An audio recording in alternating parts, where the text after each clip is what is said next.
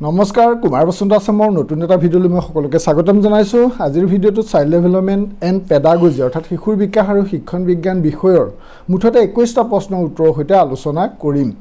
আমি লৈছোঁ 124 নম্বৰৰ পৰা, চিৰিয়েল নম্বৰ আজি 124ৰ পৰা আৰম্ভ হ'ব আৰু 123লৈকে একাধিক্ৰমে কেইবাটাও ভিডিঅ'ত আমি চাইল্ড ডেভেলপমেণ্ট এণ্ড পেডাগজিৰ প্ৰশ্নসমূহ উত্তৰৰ সৈতে আলোচনা কৰিলোঁ। আপোনালোকে যদি সেইসমূহ ভিডিঅ' পোৱা নাই তেতিয়াহ'লে এইটো ভিডিঅ'ৰ ডেছক্ৰিপশ্যনত তাৰ লিংক দিয়া আছে, প্ৰিপেৰেশ্যন ক্লাছ বুলি লিখি দিয়া আছে, সেইসমূহ আপোনালোকে চাব। তাৰ লগতে অন্যান্য দৰকাৰী ভিডিঅ'সমূহৰো মই প্লে'লিষ্টত লিংক দি থৈছোঁ, আপোনালোকে চাবলৈ নাপাহৰিব। এতিয়া আমি 124 নম্বৰ প্ৰশ্নটো লৈছোঁ। 124 নম্বৰ প্ৰশ্নটোত আছে প্ৰতিবন্ধী শিশুৰ বাবে সংহত শিক্ষা নামৰ কেন্দ্ৰীয় পৃষ্ঠপোষকতাৰ আঁচনিখন কোন চনত আৰম্ভ হৈছিল? প্ৰতিবন্ধী শিশুৰ বাবে সংহত শিক্ষা নামৰ কেন্দ্ৰীয় পৃষ্ঠপোষকতাৰ আঁচনিখন কোন চনত আৰম্ভ হৈছিল? ইয়াৰ শুদ্ধ উত্তৰটো আপোনালোকেও ভাবক আৰু মই প্ৰথমেই কৈলোঁ আপোনালোকৰ হাতত থকা ৰেফাৰেঞ্চ বুক, টেক্সট বুক আৰু ইণ্টাৰনেট চাৰ্চ কৰি প্ৰশ্নসমূহৰ উত্তৰ আপোনালোকে নিশ্চিত হ'ব আৰু মোৰ ফালৰ পৰা মই আপোনালোকক উত্তৰসমূহ দিম। ইয়াৰ শুদ্ধ উত্তৰটো হৈছে অপশ্যন গ, 1974 চনত 1974, অপশ্যন C2। এইবাৰ লৈছোঁ 125 নম্বৰ প্ৰশ্নটো। সম্প্ৰতি সমগ্ৰ ভাৰতত 15,000তকৈ অধিক বিদ্যালয় দেশৰ ভিত্তিত শৈক্ষিক সুবিধা প্ৰদানৰ লগত জড়িত। মানে বৰ্তমান ভাৰতত 15,000তকৈ বেছি বিদ্যালয় কিহৰ ভিত্তিত শৈক্ষিক সুবিধা প্ৰদানৰ লগত জড়িত? এই প্ৰশ্নটো সোধা হৈছে 125 নম্বৰত। ইয়াতে IEDC, PIED, DPEP এই আটাইখিনি আপোনালোকৰ ভিতৰত কোনটো হ'ব চাব। আৰু লগতে মই আপোনালোকক জনাই থওঁ ইয়াত যে অপশ্যনকেইটা দিয়া হৈছে IEDC, PIED, DPEP, ইয়াৰ সম্পূৰ্ণ নামসমূহ আপোনালোকে জানি থ'ব যে IEDC মানে কি, PIED মানে কি, DPEP মানে কি। ইয়াতে আপোনালোকে অপশ্যনকেইটা যে দেখিছে এইকেইটা কথা আপোনালোকে নোট কৰি থ'ব। 125 নম্বৰ শুদ্ধ উত্তৰটো হৈছে অপশ্যন এ, প্ৰথমটো, প্ৰতিবন্ধী শিশুৰ বাবে সংহত শিক্ষা, IEDC। এইবাৰ লৈছোঁ 26 নম্বৰ প্ৰশ্নটো। 26 নম্বৰ প্ৰশ্নত আছে শিকণ সমস্যা সৃষ্টিৰ কাৰণ কি? শিকণ সমস্যা। অপশ্যন এত আছে সংজ্ঞাত্মক সমস্যা, বিত আছে অনুপযুক্ত পাঠ্যক্ৰম, চিত আছে শিক্ষকৰ দ্বাৰা ব্যৱহৃত ভুল শৈক্ষিক পদ্ধতি আৰু ডিত আছে ওপৰৰ আটাইকেইটা। ইয়াৰে শুদ্ধ উত্তৰটো হ'ব শিকণ সমস্যা সৃষ্টিৰ কাৰণ কি? আমি যদি প্ৰথমটো অপশ্যন চাওঁ সংজ্ঞাত্মক সমস্যা হয়, শিকণ সমস্যা সৃষ্টিৰ এটা কাৰণ সংজ্ঞাত্মক সমস্যা হয়। যদি আমি বিটো চাওঁ যে অনুপযুক্ত পাঠ্যক্ৰম, সেইটোও হয়। যদি চিটো চাওঁ শিক্ষকৰ দ্বাৰা ব্যৱহৃত ভুল শৈক্ষিক পদ্ধতি, সেইটোও হয়। গতিকে অপশ্যন চতুৰ্থ ডি অপশ্যনটোৱে শুদ্ধ হ'ব ওপৰৰ আটাইকেইটা। এইবাৰ লৈছোঁ 127 নম্বৰ প্ৰশ্নটো। 127 নম্বৰ প্ৰশ্নত আছে অতিশয় প্ৰতিভাশালী শিক্ষাৰ্থীৰ বুদ্ধাংক অৰ্থাৎ IQ কিমানতকৈ অধিক? অতিশয় প্ৰতিভাশালী শিক্ষাৰ্থীৰ বুদ্ধাংক IQ কিমানতকৈ বেছি? 127 নম্বৰটো শুদ্ধ উত্তৰটো হৈছে 130, অপশ্যন এ। এইবাৰ লৈছোঁ 28 নম্বৰ প্ৰশ্নটো। 128 নম্বৰ প্ৰশ্নটো সাধাৰণ শিশুসকলতকৈ প্ৰতিভাশালী শিশুসকলে পাঠ্যক্ৰমৰ মাজেদি অধিক খৰতকীয়াকৈ আগবাঢ়ি যোৱাৰ প্ৰক্ৰিয়াটোক কি বুলি জনা যায়? 128 নম্বৰ প্ৰশ্নটো। ইয়াতে সমৃদ্ধকৰণ, ত্বৰণ, দুগুণ পদোন্নতি আৰু ওপৰৰ এটাও নহয়, এনেকৈ 4টা অপশ্যন আছে। আপোনালোকে উত্তৰটো ভাবক আৰু মই দিয়া উত্তৰটোৰ লগত মিলাই চাওক। 128 নম্বৰ প্ৰশ্নটোৰ শুদ্ধ উত্তৰটো হৈছে অপশ্যন দ্বিতীয়টো, খ, ত্বৰণ। শুদ্ধ উত্তৰটো ত্বৰণ। এইবাৰ লৈছোঁ 129 নম্বৰ প্ৰশ্নটো। শ্ৰেণীকোঠাত প্ৰতিভাশালী শিশু থাকিলে শিক্ষকে কি কৰিব লাগে? মানে ইয়াতে অপশ্যনকেইটা আছে। প্ৰথমতে আছে তেওঁক শ্ৰেণীত পৃথককৈ শিকাব লাগে, সেইটোতো কেতিয়াও নহয়। অপশ্যন বিত আছে তেওঁক সদায় একাধিক প্ৰশ্ন সুধিব লাগে, সেইটোও নহয়।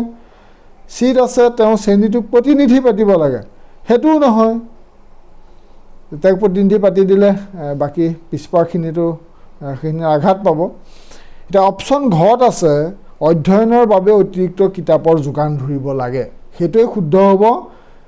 কাৰণ শ্ৰেণীকোঠাত যদি এজন প্ৰতিভাশালী শিশু থাকে তেতিয়া শিক্ষকজনে অধ্যয়নৰ বাবে অতিৰিক্ত কিতাপৰ যোগান ধৰিব লাগে। এবাৰ লৈছোঁ 130 নম্বৰ প্ৰশ্ন। যিবোৰ শিশুৰ বুদ্ধাংক অৰ্থাৎ আইকিউ ডেছতকৈ কম মানে কিমানতকৈ কম সেইবোৰে হৈছে পিছপৰা শিশু। অৰ্থাৎ পিছপৰা শিশুৰ আইকিউ কিমানতকৈ কম হ'ব? 130 নম্বৰ শুদ্ধ উত্তৰটো হ'ব অপশ্যন গ অৰ্থাৎ 80। 80তকৈ কমবিলাকেই হ'ব পিছপৰা শিশু। ঠিক আছে, এইবাৰ আমি পিছৰ প্ৰশ্নটোলৈ আগবাঢ়িছোঁ। 130লৈকে আলোচনা কৰিলোঁ। এইবাৰ লৈছোঁ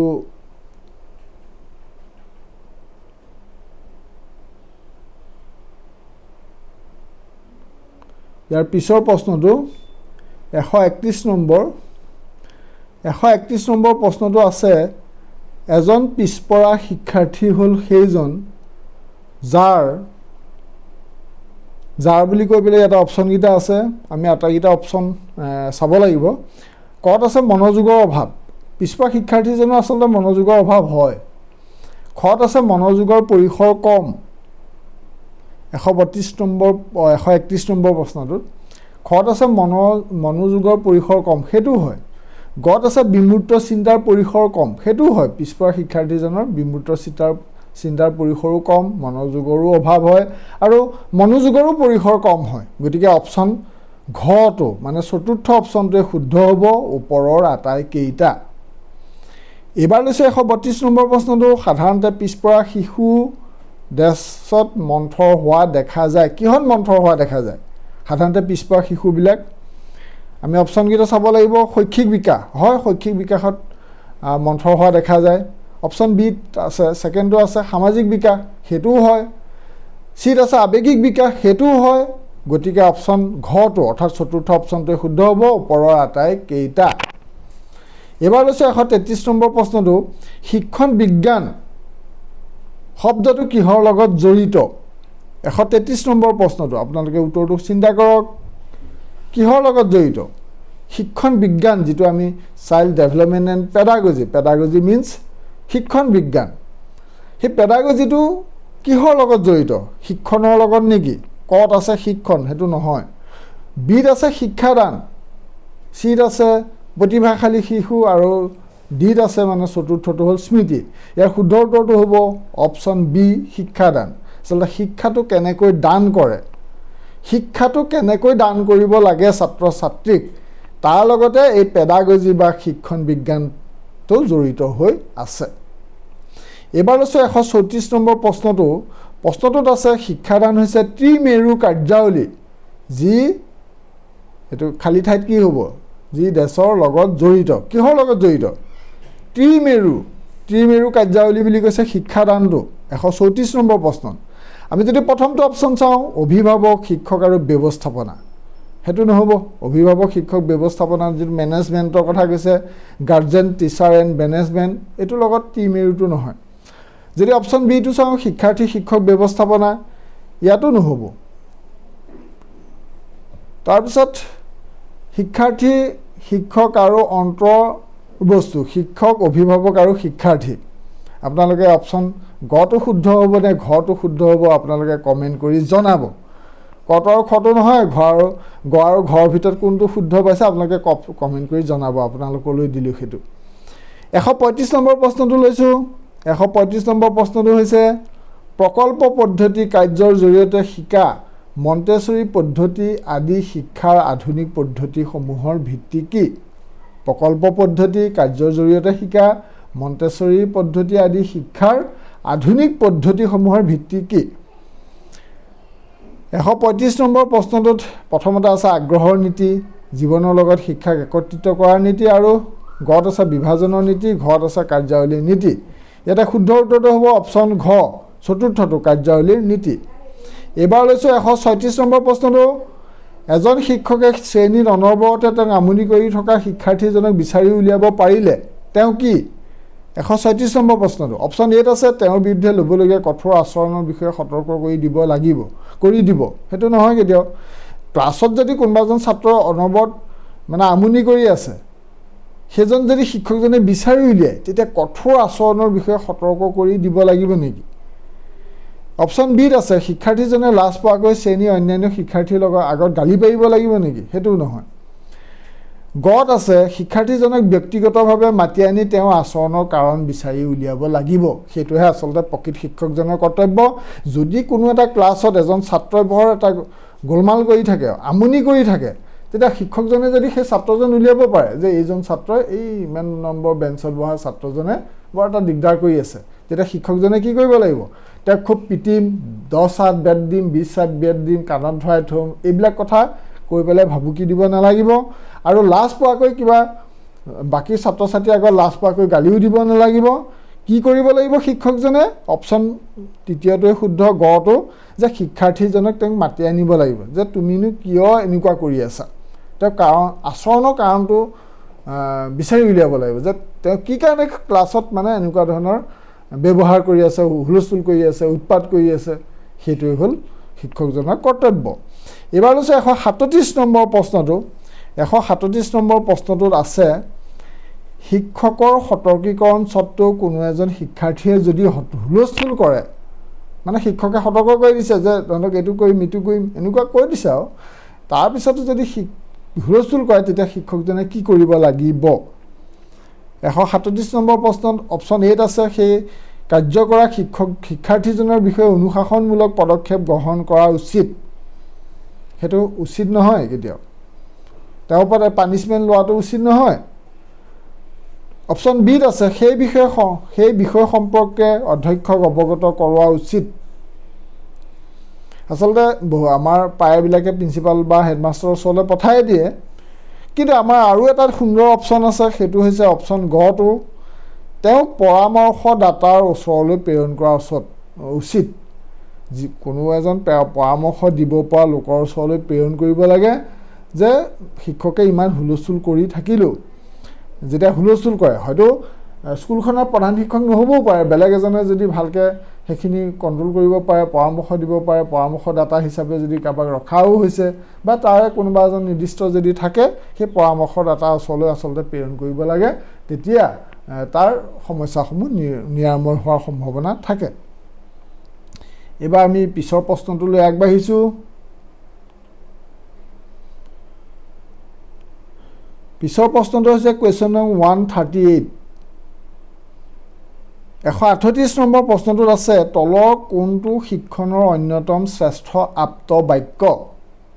ইয়াতে কেইবাটাও আছে, আপোনালোকে অপশ্যনকেইটা দেখিছে। মই শুদ্ধ উত্তৰটো কৈ দিছোঁ মাত্ৰ, যে অপশ্যন প্ৰথমটোৱে শুদ্ধ হ'ব যে শিক্ষকে জনা বিষয়ৰ পৰা নজনা বিষয়লৈ আগবঢ়া উচিত।